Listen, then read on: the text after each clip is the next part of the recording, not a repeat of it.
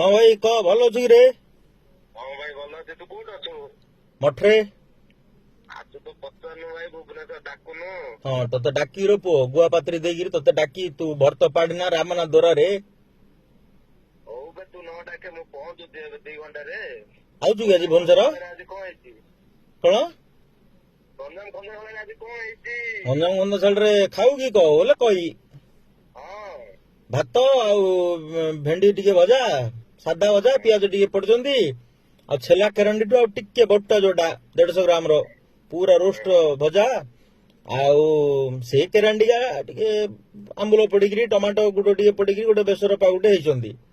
ଏତିକିକା ଭାତ, ଭେଣ୍ଡି ଭଜା ଆଉ ମାଛ ଭଜା, ମାଛ ବେସର। ଖାଉ ହେଲେ ରଖିଦେଇ କହ।